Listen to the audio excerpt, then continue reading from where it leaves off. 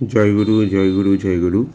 আজকে আমি আপনাদের পরিক্রমা করে চট্টগ্রাম বিভাগীয় শ্রী শ্রী নিগমানন্দ সরস্বতী আশ্রম, যেটি দেওয়ানজি পুকুর পাড়ে অবস্থিত। চট্টগ্রাম শহরের যে কোনো জায়গা থেকে আপনারা সিএনজি যোগে দেওয়ানজি পুকুর পাড়, রহমতগঞ্জ এখানে আসতে পারেন। এটি জামাল খান বা আন্তর্কিতের খুব কাছে অবস্থিত। শ্রী শ্রী ঠাকুর মহারাজ এখানে প্রেমিক গুরু বিগ্রহতে বিরাজিত। তার অপরূপ রূপ দর্শন করে আমরা আশ্রমে যে নাট মন্দির সেটা আমরা ঘুরে একটু দেখছি। জয়গুরু নামাঙ্কিত প্রধান শিষ্য ফলকের দুই পাশে শ্রী শ্রী শঙ্করাচার্যের যে মত এবং শ্রী গৌরাঙ্গ মহাপ্রভুর যে পথ, তা মূল মাত্র সারস্বত মঠের যে মূল বাক্য তা বলা। এছাড়া শ্রী শ্রী ঠাকুর মহারাজের বহুরূপে অপরূপ যে সৌন্দর্য তা তুলে ধরা হয়েছে নাট মন্দিরের দেয়ালে। শ্রী শ্রী ঠাকুর মহারাজের চারজন যে গুরু বা আচার্য তাদের ছবি এখানে দেওয়া হয়েছে। যদিও প্রেমিক গুরু বা গৌরীমা ছবিটা সম্পূর্ণ ভুল, আমি জানি না কেন সবখানে তারা এই ছবিটা ব্যবহার করে, কিন্তু এটা কখনোই সঠিক না। এবং এখানে মঠের মহান্তদের ছবিও দেওয়া হয়েছে। এছাড়া মঠের মহিলা সন্ন্যাসী যে দয় যে ছিল, শান্তিমা, যোগমায়া দেবী, তার ছবি আছে। এছাড়া ঠাকুরের বিভিন্ন পার্শ্বদ তাদের ছবি এখানে আমরা দেখতে পেলাম, নারায়ণী দেবী সহ।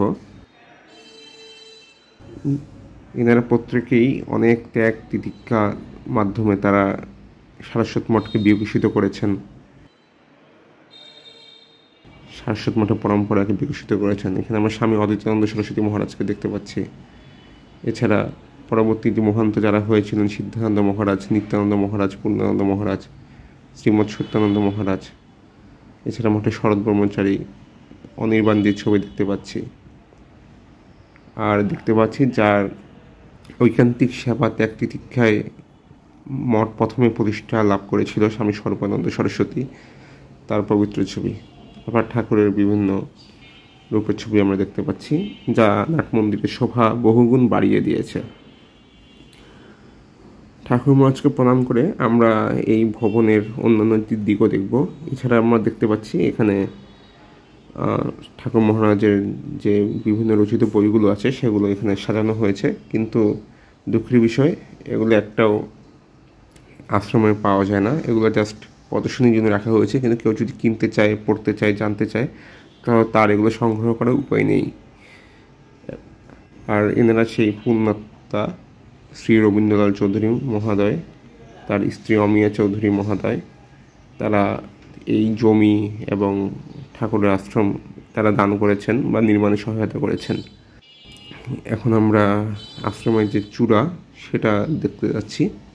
আশ্রমটা যদি শহরের মধ্যে, তো তাই এর আশেপাশে তেমন কোনো বাড়তি জমি নেই, কিন্তু শহরে এই আশ্রমটা জরুরি ছিল শহরের সারস্বত ভাবধারা প্রচারের জন্য। এটা হচ্ছে আশ্রমের যে চূড়া, যেখানে মহাপবিত্র জয়গুরু নাম লেখা আছে।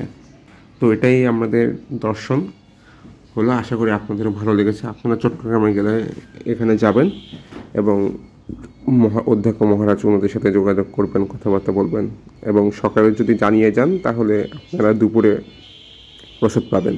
জয়গুরু জয়গুরু জয়গুরু।